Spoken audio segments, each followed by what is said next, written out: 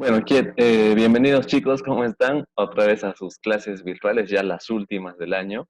Vamos a trabajar hoy día el tema que tiene que ver con el periodo de gobierno de Pedro Pablo Kuczynski, elegido en el año 2016 y que debería culminar su gobierno según los 5 años en el 2021, pero debido a un escándalo político, una crisis política realmente bien seria, el gobierno de PPK, que también como se le llama así, terminó en el año 2018. Entonces vamos a ver cómo es que se llevó a cabo este gobierno que fue denominado por muchos el gobierno de lujo, tal vez por la capacidad, la carrera, los grados en economía que tiene y la experiencia que tenía precisamente Kuczynski, pero que lastimosamente quedó eclipsado, quedó totalmente a un lado esa formación académica por los diferentes escándalos que se presentaban.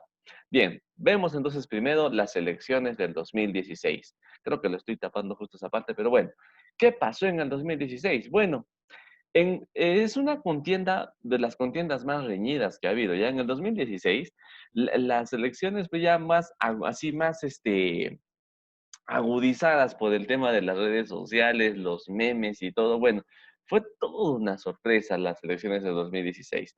Bien, vemos que en la primera vuelta, estos son los resultados. Los tres más votados fueron Keiko Fujimori, Fuerza Popular, Pedro Pablo Kuczynski por Peruanos por el Cambio, y finalmente en el tercer lugar estaba quedando Verónica Mendoza por el Frente Amplio, un partido de izquierda. Bien, de acuerdo a los resultados, era Keiko y Pedro Pablo Kuczynski quienes pasaban a la segunda vuelta. En la segunda vuelta vemos que no subió mucho la popularidad de Keiko, ¿no? De 39 pasó al 49%, y eso se debe precisamente a la mala reputación que el Fujimorismo, a pesar de los intentos de Keiko Fujimori, nunca ha podido quitar ese fantasma del Fujimorismo que quedó de los años 90.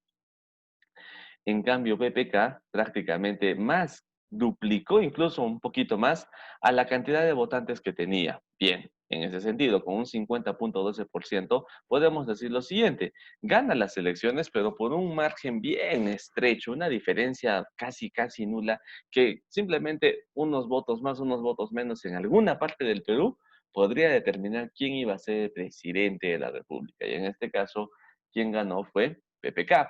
Sin embargo, aclarando que, si bien es cierto, el Ejecutivo iba a estar en manos de Kuczynski, el Fujimorismo logró una gran cantidad de votos para obtener curules en el Congreso. Aquí va a ser el problema. Entonces, ¿qué cosa?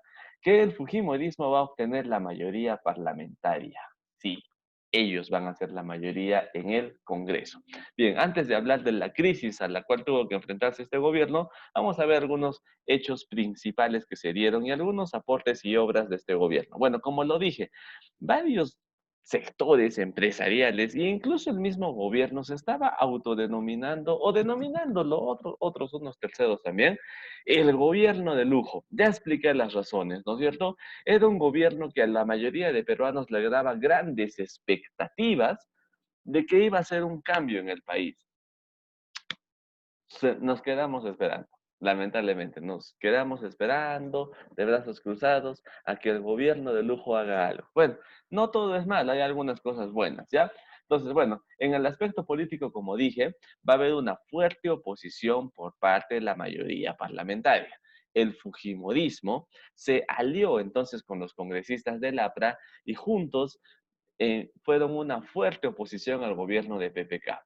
Medida, ministros, leyes que se promovían eran completamente desbaratadas desde el Congreso. Esa va a ser la principal razón por la cual finalmente PPK termina renunciando. Pero vamos a ver igual cómo se llegó a esto, ¿no es cierto? Bien, tenemos aquí en el 2017, y ustedes se acordarán, eso ha sido solo hace 3 años, del famoso niño costero. En las noticias salía una serie de huaicos, inundaciones, lluvias torrenciales en el norte del país, pero por primera vez se sintió con gran fuerza en la ciudad de Lima, ¿no? Como los ríos estaban desbordando y habían causado mucha destrucción y desolación, muertes humanas y pérdidas de animales, ganado y también cultivos.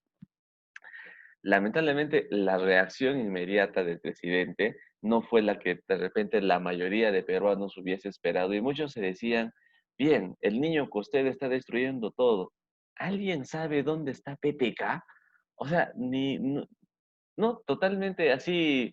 Es que los peruanos están acostumbrados a que su presidente siempre salga, ¿no? En medio del huaico, rescatando personas. Bueno, Pepe Calla es una persona de más de 80 años y bueno, ni modo que va a estar en esa situación, ¿no? Pero bueno, igual, como que la reacción del gobierno y la ayuda a estos lugares que se habían visto afectados por los huaicos del fenómeno del niño costero no fue inmediata.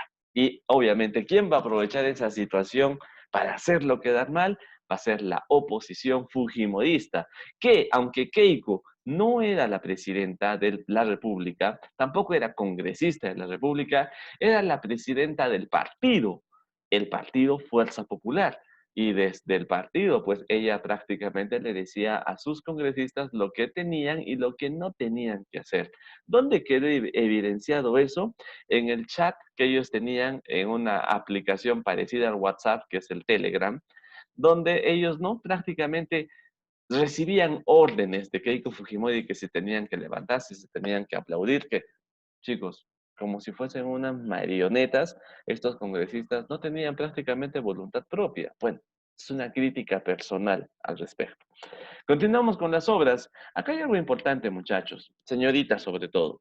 Se habilitó la línea 100 para orientar en casos de violencia a la mujer. En el gobierno de PPK se comenzó cada vez a evidenciar esta problemática, la violencia contra la mujer y los feminicidios. O sea, no estoy diciendo que antes de este gobierno no existía esta problemática social, pero aquí es donde, gracias precisamente a que ya las mujeres son más abiertas a denunciar la agresión, los casos salen, pero así, por miles, ni siquiera cientos o decenas, miles de casos. Gracias a la línea 100, que es una línea gratuita, las mujeres pueden ahí pedir orientación, ayuda en caso de estar siendo agredidas por alguien dentro de su familia. Puede ser su pareja, un familiar, un vecino, alguien que le esté agrediendo. Entonces, ojo, no es una línea para hacer denuncias, ¿no? La denuncia se hace directamente a la comisaría. Es una línea de orientación. Como dice acá, siempre hay una solución y a veces muchas mujeres solo necesitan que alguien les escuche para finalmente manifestar el problema y el infierno que están viviendo en sus propios hogares, ¿ok? Entonces, eso es un aspecto bueno. Y este de acá también, a mí sobre todo, me interesa, es el incremento del sueldo a los docentes, ¿ya? Que ya lo habíamos visto en gobiernos anteriores, ya desde Toledo, Humala, ellos habían asignado que los cargos públicos, los cargos en el Estado, tenían que ser por meritocracia. Es decir, que de acuerdo a las capacidades de los docentes es que se les va a ir incrementando el sueldo. O sea, no a todos, solo a los buenos docentes, ¿ok? Y por otro lado, también tenemos aquí un aspecto social que el salario mínimo del trabajador en el Perú iba a ascender en 80 soles. Se había quedado en 850 durante el gobierno de Humala y se le aumentó 80 soles más, con lo que a la fecha se ha quedado con 930 soles. ¿Listo? Ahora sí, pasamos a lo feo del gobierno de PPK. La famosa crisis política que finalmente terminó en su renuncia definitiva. ¿Qué pasaba? PPK nombró sus ministros, ¿no? Cuando empezó su gobierno. El problema es que sus ministros tenían por ahí ciertas cositas, algún trapito sucio que no lo terminaron de lavar, ¿ok? Y el Fujimorismo, desde el Congreso, se va a agarrar de esas cosas, esos problemas que tienen los ministros, para empezar a censurarlos, empezando por el premier, ¿no? El primer ministro, el presidente del Consejo de Ministros, Fernando Zavala, no fue, no, el Fujimorismo del Parlamento no le dio el voto de confianza, ¿no? Que le pidió cuando se hizo esa reunión, esa sesión en el Congreso. Luego, el ministro de Educación, Jaime Saavedra, fue censurado por los fujimoristas acusándolo de una serie de cargos ya de menor medida, pero que bueno, de la noche a la mañana salieron a la luz. Y También en ese tiempo Martín Vizcarra era el ministro de Transportes y Comunicaciones, aparte de ser vicepresidente de la República, y también le sacaron otro problema, que no, que tú tienes por ahí, has recibido sobornos, has hecho mal uso del dinero en la construcción del aeropuerto de Chincheros. Bueno, todas estas cosas que están demostrando que ningún ministro pasaba la valla exigente que pedía Fuerza Popular. Claro, como ellos no tienen ninguna denuncia y están libres de polvo y paja, bueno, ¿no? Pero empezaban a censurar ministros. Chicos, PPK tuvo que hacer más cambios de ministros y tuvo más ministros en 2 años de los que tuvo, por ejemplo, Ollanta Humala en 5 años, debido a esta censura de ministros que Fuerza Popular hacía desde el Congreso. No contentos con eso, se planeó se planificó una moción de vacancia en contra de Pedro Pablo Kuczynski. Esta moción de vacancia era para sacarlo del poder, ¿ya? Y se presentó en diciembre de 2017. Bueno, no prosperó porque no se llegó a la cantidad de votos de los congresistas para apoyar la vacancia, ¿ok? Así que ahí PPK se salvó, dijo, de la que me salvé. Luego, ante un nuevo pedido de vacancia que ya se venía, PPK que acá hizo algo que de repente tú dices no tiene nada que ver con esto de la vacancia, pero después vas a ver que sí tiene mucho que ver. En la Navidad del 2017, aprovechando que la mayoría de peruanos se encuentra, ¿no? Preparando la Nochebuena con su familia, una fiesta, etcétera, aprovechando esa situación, en la Navidad de 2017 se le otorgó el indulto humanitario a Alberto Fujimori. Está acusado por crímenes de lesa humanidad y atentados contra los derechos humanos, corrupción, enriquecimiento ilícito y un largo etcétera. Bueno, PPK le dio el indulto. Dijo él, por cuestiones humanitarias, ya es un anciano y cosas así. Pero tiene que ver mucho con esto de la vacancia. En enero del 2018, entonces, luego de que nos arruinaron la Navidad, ¿ya? Se hizo un nuevo pedido de vacancia. El Congreso insistente, pues, que lo quieren sacar a PPK. ¿Quién dirige todo esto? Sobre todo la mayoría fujimorista. Desde la sombra, la señora K, o perdón, Keiko Fujimori, que muchos lo relacionan con la misteriosa señora K, de la que se habla en los audios de Odebrecht, cosa que hasta la fecha no se ha comprobado, pero para muchos es obvio. En enero del 2018 se hizo un nuevo pedido de vacancia. El 21 de marzo, entonces, en enero se hizo el pedido de vacancia. PPK tenía que presentarse con sus abogados ante el Congreso de la República y defenderse, hacer una interpelación el día 20 de marzo, ¿ok? Perdón, 21. El 21 se iba a decidir si lo vacaban o no lo vacaban. Pero un día antes, el 20 de marzo del 2018, salen a la luz los Kenji videos. Otros también le llaman los Mamani videos. ¿Y en qué consiste? ¿Quién es Moisés Mamani? Moisés Mamani es este congresista fujimorista elegido por la región Puno.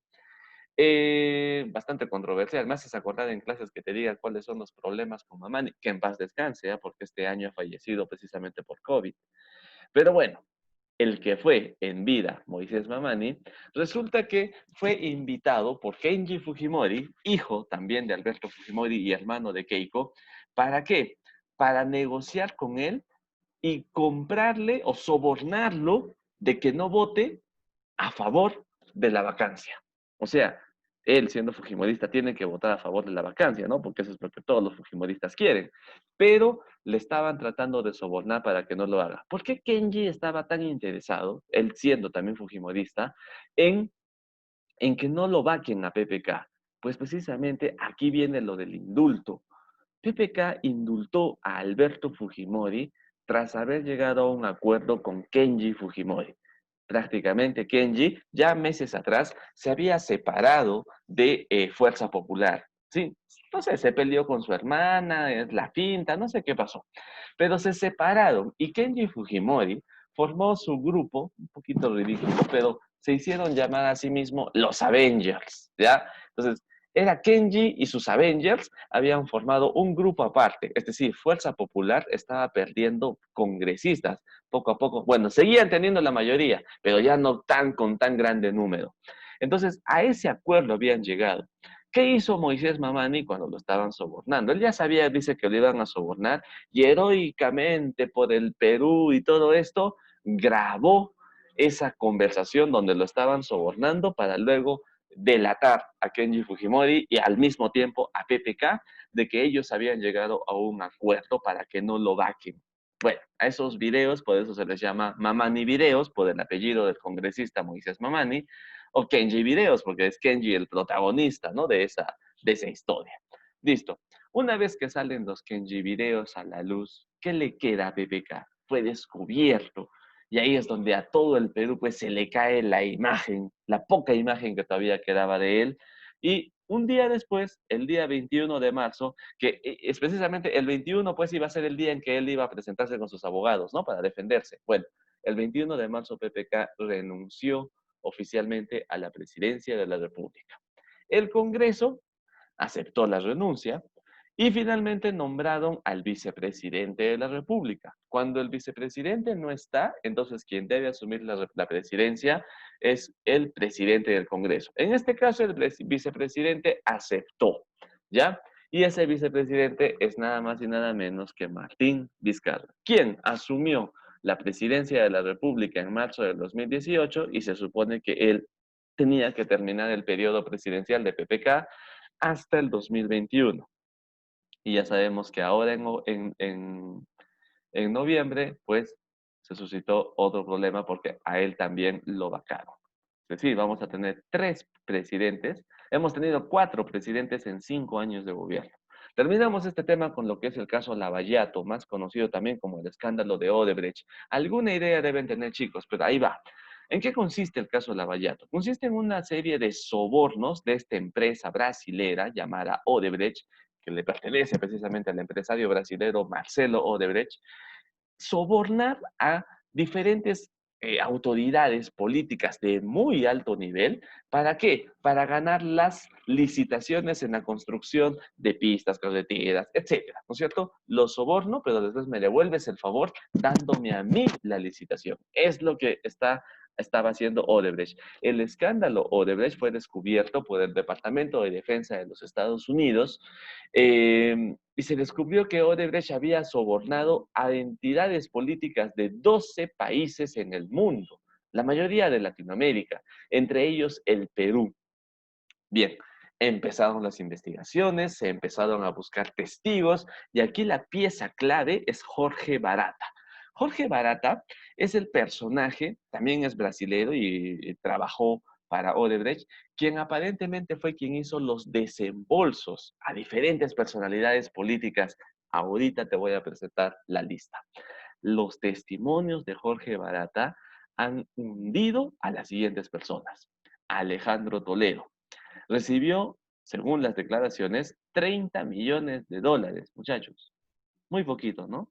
30 millones de dólares por una obra que es la carretera interoceánica, un tramo de la carretera. Bueno, Odebrecht le dio esa platita, pero Odebrecht ganó la licitación. Y bueno, 30 millones de dólares no se comparan a todo lo que cuesta esa licitación.